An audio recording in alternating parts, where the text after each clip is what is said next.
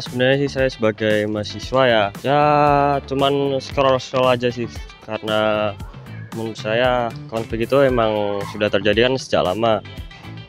Jikapun kita turut campur ya sebenarnya kan sudah ada yang menangani sendiri.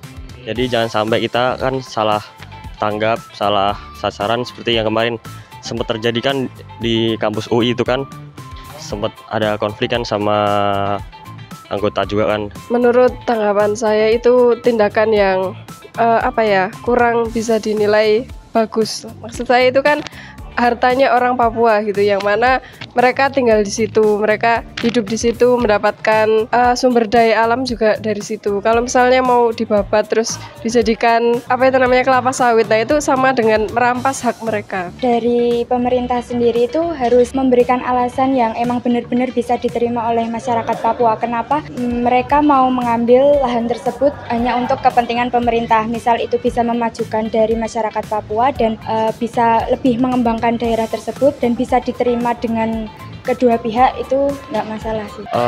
Hutan adat kan memang hak mereka lah ya. Sebagai pemerintah tuh ya sebaiknya kan dikasih pertengahan. Jikalau ingin membangun sawit, pakailah hutan-hutan yang memang bukan adat, memang hutan-hutan yang terlepas dari adat begitulah. Jangan sampai kan mengganggu masyarakat yang di Papua juga, saudara-saudara kita juga kan, mereka juga punya hak untuk tinggal kan, hak untuk ya ibarat kita kan di Jawa kan, kita kan pasti menjaga daerah Jawa gitu kan.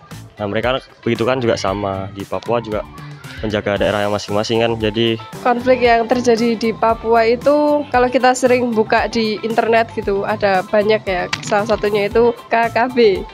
Nah itu selain itu juga mereka punya permasalahan sendiri dengan mereka itu punya banyak sumber daya alam, tapi untuk memasarkan keluar itu jangkauannya sulit sekali gitu. Jadi mereka secara keseharian itu juga mengalami kekurangan gitu.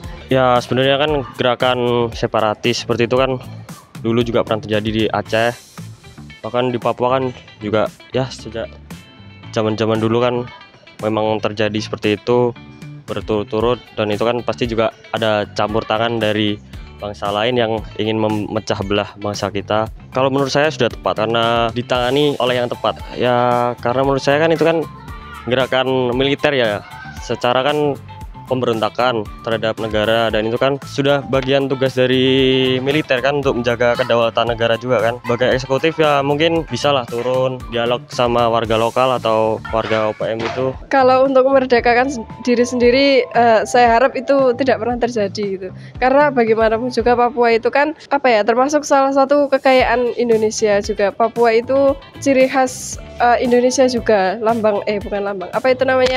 jati diri Indonesia itu juga terletak di Papua. Jadi sangat disayangkan sekali kalau misalnya kita kehilangan Papua karena banyaknya permasalahan yang terjadi. Yaitu menurut saya juga menjadi PR buat, selain PR pemerintah juga menjadi PR kita semua gitu. Ya gimana saya ya karena saya ini juga jauh nggak pernah lihat Papua juga. Jadi saya cuma berharap pemerintah itu lebih maksimalkan lagi usahanya untuk merangkul Papua, usahanya untuk menyelesaikan segala permasalahan di Papua gitu. Dan kita sebagai teman-temannya, saudara-saudaranya mungkin bisa banyak membantu, menyupport, beri semangat. Ya agak miris juga sih ngelihat kayak gitu, yang tadinya baik-baik aja tapi malah jadi konflik yang ya kenapa harus pengen memerdekakan sendiri kalau emang nggak benar-benar konflik yang dipermasalahkan itu belum dibahas dengan matang-matang gitu loh. Ya harapannya buat kedepannya Indonesia bisa lebih baik-baik aja, nggak ada konflik-konflik yang bikin kacau lah, bikin negara kita jadi banyak problem-problem. Lebih baik aja sih kedepannya.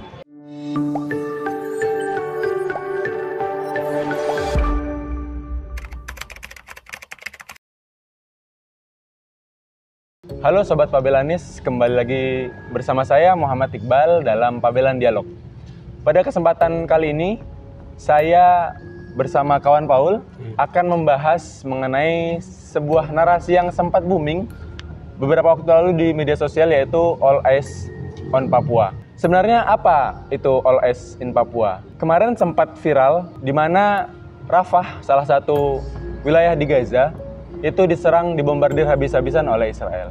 Kemudian masyarakat muslim di seluruh dunia menyuarakan narasi persatuan dan juga untuk mendukung kawan-kawan di sana dengan menyuarakan All Eyes on Rafah. Namun di sisi yang berbeda ternyata di wilayah kita sendiri, khususnya di Papua, juga punya sekelumit masalah yang harus didukung dengan cara bersuara bersama-sama. Dan boominglah di Indonesia hashtag All Eyes on Papua. Narasi tersebut adalah bentuk dukungan masyarakat Indonesia untuk mendukung hak-hak yang harusnya didapatkan oleh masyarakat adat dan juga kawan-kawan kita yang ada di Papua. Sebelumnya, saya bersama kawan Paul akan berbincang mengenai permasalahan-permasalahan, kemudian gerakan-gerakan mahasiswa yang dilakukan untuk menyuarakan hak-hak masyarakat Papua itu sendiri. Bagaimana kabarnya kawan Paul? Ya, kabar baik saja. Baik. Ya. Kita akan berbicara masalah eksistensi gerakan dulu, Mas. Ya. Eksistensi gerakan daripada kawan-kawan Papua yang ada di Yogyakarta. Ya. Itu seperti apa, Mas? Ya, kalau sejauh ini untuk soal ekstensi mahasiswa pergerakan ya lebih khususnya, itu ya cukup lumayan dari memang Papua itu dari dulu hingga sampai saat ini tidak terlepas dari persoalan, terutama kemarin untuk hashtag All Eyes Papua itu kan juga mulai ketika terjadi soal perampasan tanah. Tapi sebelumnya juga perampasan tanah itu banyak, sehingga salah satunya organisasi AMP juga dengan berbagai organisasi yang dari setiap wilayah punya juga selalu melakukan diskusi, selalu melakukan kayak semacam kampanye-kampanye yang kayak pengangkatan poster dan lain-lain untuk memperjuangkan dan menyampaikan persoalan-persoalan yang terjadi di Papua itu kepada publik begitu, supaya diketahui oleh masyarakat luas. Berarti sebenarnya gerakan ini bukan hal yang baru ya? Bukan hal baru dan memang sudah terjadi sejak dulu, begitu ya Mas? Kenapa konflik di Papua ini terus terjadi begitu? Ini kan yang sebenarnya sama-sama tidak kita inginkan. Bahwasanya kita mau Papua yang aman, Papua yang bahasanya bebas dari segala ketimpangan begitu. Sebenarnya persoalan apa yang kemudian menjadikan konflik ini tak kunjung usai begitu? Memang persoalan itu sudah mulai dari sejak tahun 1960-an ke bawah. Tapi pas setelah mulai dari 61 itu memang ada sejarah cukup panjang yang sampai saat ini memang banyak orang yang belum diketahui. Karena pada dasarnya itu persoalannya itu akar konflik politik, sejarah politik, terutama bagi versi masyarakat Papua sampai saat ini kan. Tahun 1961 itu Papua sendiri juga punya negara sendiri, dideklarasikan begitu. Setelah itu mulai masuk tahun 62 itu tepat pada tanggal 15 Agustus itu lakukan perjanjian New York, sama 30 September itu Roma Agreement tahun 62. Itu mereka menyepakati untuk administrasi Papua, karena dulu kan pergolakan untuk Papua antara Belanda sama Indonesia ini kan merebut untuk soal Papua ini. Setelah Indonesia diberikan kemerdekaan, Papua itu Indonesia memandang bahwa Papua tidak boleh dijajah di bawah imperialisme Belanda. Sedangkan Belanda juga karena banyak kekayaan alam yang mereka sudah dilihat, makanya tidak mau melepas begitu. Tapi bagi masyarakat Papua, mereka bilang kita tidak mau dijajah oleh negara manapun begitu, kami juga mau berdiri sendiri kayak seperti itu. Nah kemudian pada tahun 1963 pada tepat 1 Mei itu terjadi penggabungan yang sampai saat ini masyarakat kenalnya itu integritas. Tapi masyarakat Papua itu mereka bilang namanya aneksasi, gabung secara paksa, karena nanti sebentar saya jelaskan untuk prosesnya. Nah setelah itu PPRA namanya penentuan pendapat rakyat, kayak istilah kayak sama dengan referendum kayak begitu kan, kasih kesempatan kepada masyarakat untuk memilih apakah mau bergabung atau tidaknya. Nah setelah itu di tahun 1971 itu terjadi masuknya kontrak karya PT Freeport itu pertama pada tahun setelah disahkan Undang-Undang Penanaman Modal Asing itu.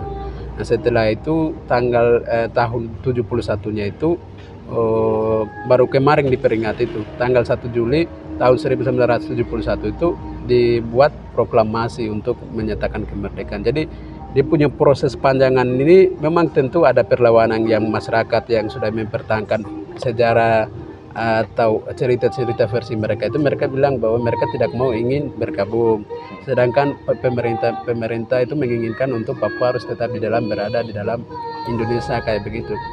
Nah, hal-hal yang mereka tidak sampai saat ini, terutama itu kan yang melakukan perlawanan secara bersenjata ini kan Tentara Pembebasan Nasional, tapi bagi pemerintah selalu menyebut bahwa kayak teroris, separatis dan lain-lain ya, kayak seperti begitu. Kalau ini kan dilihat sejarah Indonesia seperti Sudirman, Soekarno, Hatta yang dari Belanda disebut juga kan kayak separatis dan lain-lain, kayak memang kayak seperti begitu. Tapi itu sudah dianggap biasa. Tapi proses penggabungannya itu untuk yang pertama yang menjadi catat bagi masyarakat itu mereka menganggap bahwa tanggal 1 Desember itu sudah mereka anggap bahwa kita juga sudah punya negara sendiri kayak seperti begitu. Tapi proses pembahasan di perjanjian di tahun 62 itu tidak ada masyarakat yang dilibatkan, yang membahas adalah antara Belanda, Indonesia dengan Amerika. Padahal persoalan intinya yang mereka membahas adalah soal wilayah administrasi Papuanya. Jadi yang jadi objek dari permasalahan itu belum dilibatkan di dalam proses persoalan. Nah itu setelah itu kemudian masyarakat Papua itu berhak mereka sendiri menentukan untuk bergabung atau tidaknya itu kan melalui ini kan PPRA namanya, penentuan pendapat rakyat. Jadi hasil daripada perjanjian tadi itu, perjanjian New York sama Roma Agreement itu, mereka juga menyepakati bahwa untuk Papua mau gabung bersama Indonesia atau tidaknya itu harus lakukan PPRA. Nah, yang dulunya disebut, kalau yang direkomendasi yang diberikan oleh Amerika sendiri itu one man one vote, satu orang satu suara. Tapi kemudian dengan dari pihak perwakilan Indonesia yang hadir di sana itu, mereka memberikan alasan bahwa karena Indonesia itu punya budaya sendiri yang namanya adalah mufakat, musyawarah kesepakatan ya. Hanya mereka mencabut dulu pada saat itu masyarakat Papua itu jumlah 800 juta jiwa. Tapi kemudian dengan atas dalil mufakat itu mereka mencabut hanya 1025 orang, 1000 dari pihak perwakilan yang dari wilayah yang berbeda-beda begitu. Dan kemudian cerita mereka itu juga sampai ada sekarang ada beberapa orang yang sudah jadi saksi. Salah satunya nanti bisa baca dalam dokumenternya Jubi yang kemarin mereka buat, itu namanya PPRA demokrasi yang integritas. Di belakangnya itu ada tanda tanya. Jadi di situ menjelaskan bahwa mereka yang digabungkan untuk masuk, misalkan ada namanya itu Dewan Pemilihan Dewan Persiapan PPRA. Jadi ada satu dewan yang dibentuk, ini mereka digabungkan, dan mereka digabungkan itu hanya main caplok, dan itu sebelum mereka mempersiapkan sebelum 3 hari atau 4 hari sebelum pelaksanaan PPRA. Dan mereka itu di bawah tekannya yang begitu luar biasa, ya tekanan kayak misalkan sambil menekan, meneror dan lain-lain itu, mereka juga diberi janji-janji kepalsuan kayak misalkan nanti kita akan berikan jabatan, kita akan kawinkan orang kayak dulu kan mereka belum lihat kayak orang-orang yang berbeda dari mereka kan, jadi mereka bilang nanti kita kasih perempuan-perempuan yang kulit putih kayak seperti begitu, nanti akan bikin rumah besar dan lain-lain. Jadi mereka ya ikut di sana. Yang mereka takutkan adalah ketika tidak memilih untuk Indonesia berarti ancaman nyawa, ancaman nyawa. Makanya itu yang membuat ketakutan, sehingga yang salah satu yang tidak demokratis dalam pelaksana itu pun itu. Tapi itu yang satu. Yang kedua adalah yang digabungkan itu tanggal 1 Mei 1963. Padahal yang menentukan untuk Papua mau masuk ini kan pelaksananya PPRA, tapi PPRA-nya itu dilakukan pada tahun 1969. Jadi kayak istilahnya itu digabungkan dulu baru dikasih kesempatan untuk dipilih. Ini yang menurut masyarakat itu kayak janggal begitu janggal. Ya janggal. Di situ kejanggalannya di situ. Nah, itu untuk soal proses.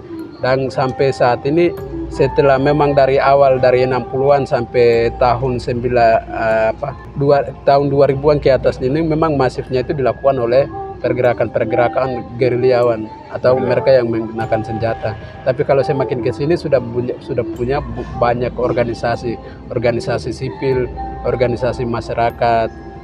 Itu organisasi sipil yang di dalamnya itu ada organisasi mahasiswa, pemuda, juga dengan kayak LSM yang kemudian untuk mengkampanyekan hak masyarakat kan. Ya sudah banyak organisasi, sehingga memang konfliknya itu agak sangat susah, sehingga sampai saat ini yang mereka dari pihak mereka yang melihat untuk ingin mau damai itu dari pihak, misalkan salah satunya adalah pihak agama maupun mereka LSM yang memperjuangkan kedamaian dan hak asasi manusia, itu mereka mendorong untuk harus lakukan dialog supaya tidak boleh ada korban, ya, dialog publik. Ada masyarakat, ada kelompok gerakan kelompok perjuangan Papua yang sampai saat ini misalkan kayak TPNPB sama ininya itu mereka minta ada dua.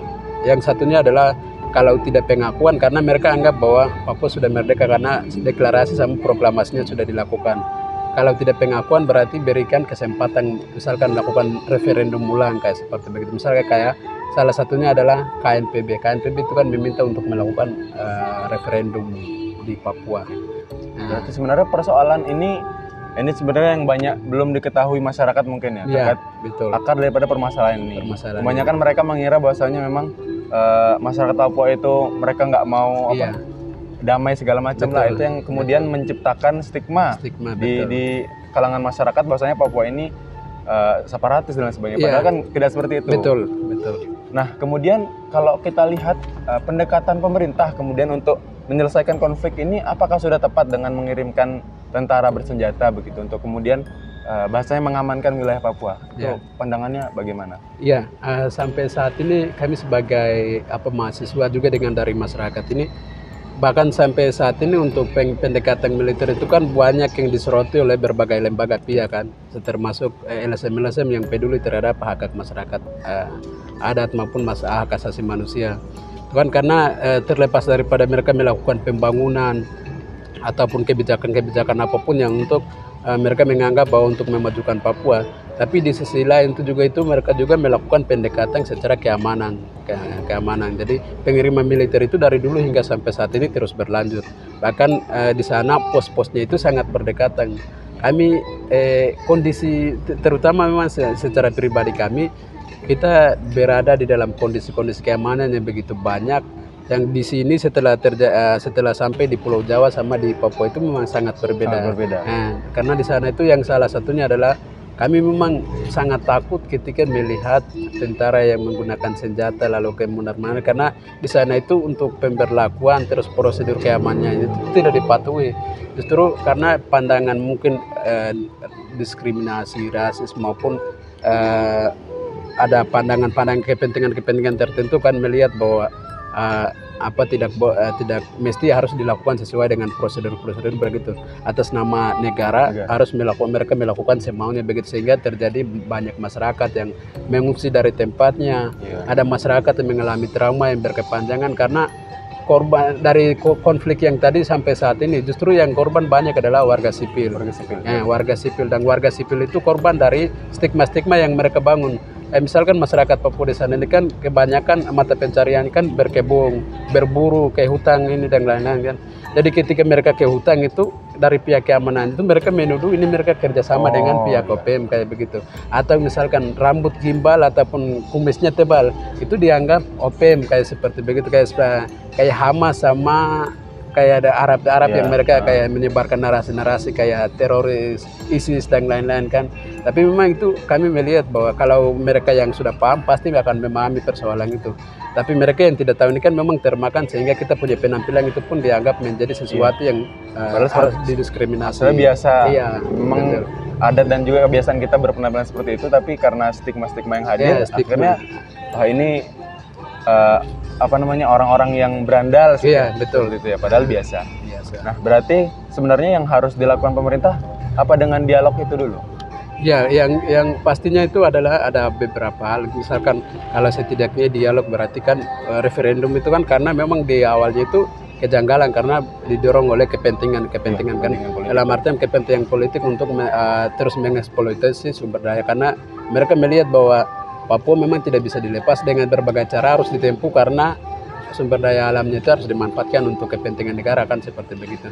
Tapi kami melihat bahwa sekalipun ingin ini mau eksploitasi ataupun tidak, ya setidaknya adalah bagaimana harus mencari jalan yang terbaik supaya masyarakat pun hidup merasa bahagia atau merasa hidup tanpa ada kegangguan, keamanan, kekacauan dan lain-lain kan.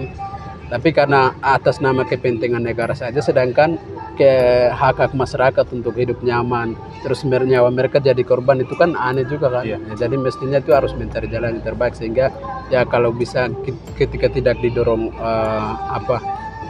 dialog, berarti harus melakukan referendum ataupun pengakuan, itu menjadi cara yang terbaik atau jalan yang terbaik untuk bisa menyelesaikan persoalan. Kemudian kita lanjut ke permasalahan penggusuran itu. Iya. Nah, ini kan sebenarnya juga agak miris begitu. Orang kelompok adat yang kemudian mereka sudah bertahan bertahun-tahun dengan berdampingan hidup dengan alam begitu. Kemudian datang pemerintah dengan mekanisme pasar dan mereka ingin menguasai itu untuk dibangun perkebunan ya, dibebaskan lahannya itu. Pandangannya bagaimana? Ya, sampai saat ini kami masyarakat adat ya, pastinya itu ada masyarakat ini kan ada dua kelompok, ada masyarakat yang dikategorikan masyarakat adat sama masyarakat yang ya umum begitu, yang langsung dianggap sebagai. Dalam kehidupan konsepnya itu ketika kalau secara pribadi itu mengamati dan mempelajari, memang kehidupannya itu untuk menganggap tanah, terus kehidupannya itu agak sangat berbeda dalam artian untuk melihat alam dengan manusia itu kedekatannya seperti bagaimana, dan tanah dengan kehidupan masyarakat adat itu seperti bagaimana. Yang pertama itu untuk soal sampai saat ini di Papua memang itu ada wilayah-wilayah yang belum ditempati oleh orang. Tetapi bagi masyarakat Papua itu bukan berarti tanahnya kosong. Semua tanah itu ada punya marga, ada punya suku-suku tertentu. Jadi, tapi negara hari ini melihat bahwa tanah yang belum dihuni oleh masyarakat itu dianggap tanah-tanah kosong begitu, sehingga mereka mudah untuk mengklaim itu tanah milik negara kayak seperti eksploitasi. Ya, jadi bisa ugal-ugalan eksploitasi ya betul. Nah, itu yang pertama yang kesalahan memahami dari negara terhadap masyarakat adatnya itu atau tanah-tanah adat, utang adat kayak seperti begitu. Nah, yang kedua adalah soal sampai saat ini yang mereka belum memahami itu untuk penggunaan, untuk misalkan meminta izin untuk masuknya pertambangan proyek ataupun perusahaan-perusahaan apapun, itu yang satunya itu yang sampai saat ini yang mereka gunakan itu namanya itu kepala suku. Kepala suku itu sebenarnya kalau secara budaya ya, kalau di Papua itu banyak suku dengan wilayah, sehingga untuk cara pengambilan keputusan ataupun untuk mengizinkan itu berbeda-beda. Misalkan kalau dia memang daerah-daerah yang berlakunya kepala suku itu bisa juga ditentukan oleh kepala suku, tapi misalkan saya kalau di daerah saya itu belum ada sistem yang kayak kesepakatannya itu kepala dalam bentuk kepala suku, tapi ada orang-orang tertentu yang memang diberikan kepercayaan untuk dia yang harus membicarakan, karena kayak misalkan orang-orang yang dianggap pandai bicara, sehingga mereka itu dikasih kesempatan untuk membicara, tapi mereka tidak boleh terlepas daripada masyarakat yang memang punya hak wilayahnya begitu. Harus diputuskan berdasarkan kedua belah pihak yang bertikai ya, ataupun misalkan yang pemiliknya itu menjadi patokan utama. Ketika dia mengizinkan, oke, terserah. Tapi kalau misalkan dia tidak mau dan tidak mengizinkan, atau misalkan apalagi kalau mereka melakukan persinan itu di belakangnya mereka, seolah-olah karena disetujui oleh orang lain bukan yang pemiliknya, tapi ketika karena ada suratnya serta semata-mata langsung diizinkan, ini kan aneh sekali juga, karena yang menentukan adalah masyarakat yang punya hak wilayahnya begitu. Nah, kemudian untuk respon kan saya dengar juga kawan-kawan dari aliansi mahasiswa itu sering mengadakan aksi, kemudian ke wilayah-wilayah yang emang biasanya dijadikan tempat untuk demo, dan salah satunya kemarin di demo buruh ya kalau nggak salah. Iya, hari buruh. Nah, itu kemudian responnya apa? Sudah ada feedback yang baik dari pemerintah atau bagaimana? Ya, kalau sampai sejauh ini memang ya kami secara dari pusat maupun dari sampai daerah itu respon untuk persoalan Papua itu sampai saat ini memang sangat minim. Minim dalam arti yang apalagi untuk menyelesaikan kayak kasus-kasus yang dianggap persoalannya hal sepele bagi pemerintah, tapi memang itu menjadi hal yang sangat urgen dan harus diselesaikan cepat, karena itu berkaitan dengan kehidupan keberlangsungan masyarakat adat itu sendiri. Nah kalau setiap kali memang aksi ataupun diskusi itu kami selalu lakukan, misalkan poster dan lain-lain kami selalu lakukan, tapi ini begitu diabaikan. Tapi bagian yang halal yang penting untuk misalkan kita mengharapkan untuk negara mendengar adalah kita juga memberitahukan kepada masyarakat secara luas bahwa agar mereka tahu bahwa persoalan begitu banyak yang terjadi di Papua, karena salah satunya itu untuk saluran untuk mempublikasi media berkaitan dengan persoalan itu kalau di Papua sendiri itu sangat susah. Media nasional hanya cuma beberapa yang bisa, kayak misalkan BBC News itu juga baru-baru, tidak seperti lama. Tapi kalau media asing sampai saat ini dilarang, tidak bisa masuk media-media asing. Nah, sehingga pasti nanti yang ada adalah narasi-narasi yang memang belum tidak sesuai dengan fakta yang terjadi di lapangan, sehingga masyarakat di luar Papua itu kebanyakan termakan dengan narasi-narasi yang dibangun oleh media-media mainstream tertentu yang tentunya adalah mereka memposisi di belakangnya kekuasaan pemerintah hari ini. Seperti itu. Kemudian untuk masalah, kan salah satu juga yang menjadi permasalahan di Papua adalah kemudian ketimpangan sosial. Dalam artian Papua ini mereka punya segudang kekayaan alam, entah itu Freeport, kemudian kekayaan alam lainnya yang itu sangat bahasanya sangat potensial. Nah, tapi di lain sisi masih banyak masyarakat Papua yang ada dalam standar kemiskinan. Gitu. Ini kan salah satu yang jadi persoalan juga. Nah, dari kawan sendiri memandang itu bagaimana? Apakah sudah sepakat dengan kemudian pembangunan Pak Jokowi yang sekarang udah mulai membangun jalan Trans Papua atau kemudian pembangunan lain yang ada di Papua begitu? Iya. Yang pertama adalah konsep melihat kemiskinan dari konsepnya pemerintah sama konsep kami sendiri. Dalam arti yang sampai saat ini untuk melihat standarisasi kemiskinan itu, misalkan kalau bagi masyarakat itu memang terlihatnya tidak seperti dunia lain yang kayak dianggap pemaju. Misalkan dalam rumah, berpakaian maupun dalam aktivitas kesehariannya itu memang mereka itu ingin tertampil sebagai sederhana. Karena sudah terbiasa dengan kehidupan yang sebelumnya kan. Tapi sampai saat ini bukan berarti semuanya, tapi ada sebagian yang ingin untuk mengikuti sesuai dengan perkembangan zamannya begitu. Nah, untuk konteks misalkan untuk memenuhi soal yang setiap orang di Papua itu untuk misalkan standar kemiskinan itu kalau diukur dari soal makan, minum, tempat tinggal dan lain-lain, saya pikir sampai saat ini tidak ada masyarakat satupun yang tidak punya tanah, tidak punya tempat, semuanya itu punya begitu.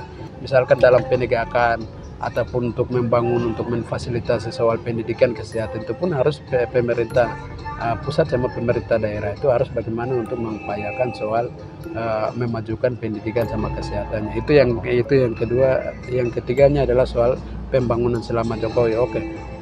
Tidak hanya di Papua, saya pikir untuk soal Jokowi itu terkenal identik dengan pembangunan itu karena soal ada program-program infrastruktur. Kalau di Papua itu memang pembangunannya itu yang terlihat adalah soal jalan trans sama jembatan merah. Sama ada beberapa airport sama pelabuhan kapal. Nah itu sampai saat ini bagi kami masyarakat biasa itu begini, kadang biasa melihat itu apakah jalan trans, terus airport sama pelabuhan kapal itu, apakah ini memang salah satu yang pertama menggunakan adalah masyarakat ATK ataukah orang-orang yang punya kepentingan karena ini kan hal utama, bagian penting daripada soal pemutaran ekspor impor barangnya sama pemutaran ekonominya. Jadi saya pikir memang belum infrastrukturnya itu tidak sasarannya itu pada masyarakat saja begitu. Justru sebaliknya mereka yang punya perusahaan di sana, mereka yang punya kepentingan di sana begitu, karena jalan trans masyarakat siapa yang punya motor nanti bisa pakai sekalipun ada juga kan, tapi yang lebih banyak adalah jalan keluar masuknya mereka punya kendaraan-kendaraan yang begitu mewah kan, ataupun kendaraan-kendaraan dari perusahaan untuk masuk keluarnya begitu, karena jalan-jalan yang dihubungkan adalah juga tidak terlepas daripada jalan-jalan penghubungan antara berbagai pertambangan. Jalan keluar masuknya, ekspor impor barang itu hanya semuanya itu mempermudah kepentingan ekonominya aja ya. Jadi dari terlihatnya itu di situ, bukan lebih sasarannya itu pada masyarakat begitu. Yang masyarakat mengharapkan itu pas ketika dia awal terpilih, awal sejak periode pertama 2014, itu juga sempat terjadi sebuah pelanggaran HAM itu yang sampai saat ini dikenal sebagai kasus pelanggaran HAM Paniai atau Paniai berdarah. Itu 6 siswa, 6 pelajar yang jadi korban, dan langsung ketika dia dihadiri di Jayapura dia langsung sampaikan bahwa nanti akan menuntaskan kasus-kasus itu. Tapi sampai saat ini justru setelah Jokowi jadi presiden itu banyak terjadi problem, terutama pengungsian. Sampai saat ini mulai dari tahun 2018 sampai 2023 kemarin itu ada 6 titik yang jadi sasaran konflik. Misalkan Yaukimo, mulai dari Nduga, Intan Jaya, Yaukimo, Maibrat, sama Pegunungan Bintang. Yang terakhir itu terjadi di Paniai kemarin. Itu masyarakatnya itu sekitar ribuan yang memang mengungsi, yang dijumlahkan terlepas dari Kabupaten Paniai, dari 6 kabupaten yang mengungsi itu data dari tokoh agama sama beberapa lembaga itu 60.000 lebih. Sedangkan 757 orangnya itu meninggal di hutan. Ada yang mengungsi ke hutan, ada yang mengungsi ke kota-kota atau kabupaten-kabupaten yang tetangga kan. Nah sampai saat ini terus untuk pengiriman militernya itu sekalipun masyarakat ini mengungsi dari tanahnya, pengiriman militernya itu terus gencar sampai saat ini begitu. Jadi pembunuhan yang banyak dari data Amnesty itu kan juga kan tahun 2018 ke 19 sampai sekitar berapa itu yang judulnya sudah kasih tinggal dia mati itu ada 69 orang yang diduga dibunuh oleh pihak keamanan di luar prosedur hukum begitu. Dan sampai saat ini memang justru banyak bahkan. Jadi kami menyimpulkan bahwa justru setelah Jokowi itu bukan memberikan kepuasan, itu hanya dimainkan oleh ada beberapa kelompok, bahkan media itu yang digaungkan begitu. Tapi justru kami merasa penindasan yang lebih terasakan betul, ketimpangan yang sangat merasakan betul itu justru ya di bawah kepemimpinan Presiden Joko Widodo pun begitu. Karena yang satunya yang kadang mereka menggaungkan untuk menutupi berbagai persoalan itu, salah satunya juga adalah dia membangun ada nama Taman Jokowi, Bukit Jokowi itu terkenal di Jayapura itu. Jadi langsung dikasih nama, cuma hanya itu yang yang Jembatan Merah itu, Bukit Jokowi itu sama jalan-jalan trans. Tapi yang sampai saat ini belum semuanya itu belum jadi 100%, masih ada dalam ini proses penyelesaian. Itu yang digaungkan, makanya mereka melihat bahwa sangat luar biasa begitu. Tapi kadang ada juga yang edit Papua itu, ada beberapa video yang kami temukan itu di sana itu justru malah belum ada pembangunan kayak seperti begitu. Tapi mereka edit lalu seolah-olah ini dibangun oleh pemerintahan ini kayak begitu. Jadi mereka kadang tertipu juga. Sebenarnya masalah Papua sering dijadikan bahan politik kemudian menggaungkan narasi-narasi yang seakan-akan kita menyamaratakan ya. Sangat. Padahal di luar itu banyak hal-hal yang sebenarnya itu nggak ada sama sekali. Betul. Nah kemudian yang terakhir nih kawan, untuk harapan harapan untuk masyarakat, kemudian untuk Papua ke depannya, dan untuk kemudian pemerintah itu mungkin bisa disampaikan. Dan semoga ini beberapa masyarakat kita menonton dan juga melihat bahwasanya persoalan Papua ini begitu pelik begitu. Iya. Silakan. Harapan dari ini ya, dari kawan-kawan di pergerakan mungkin. Iya, kalau gerakan sendiri pastinya adalah bagaimana kedua belah pihak antara vertika ini.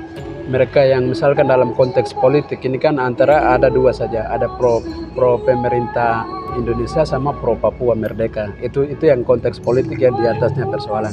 Terlepas dari persoalan hak masyarakat kayak perampasan tanah dan lain-lain.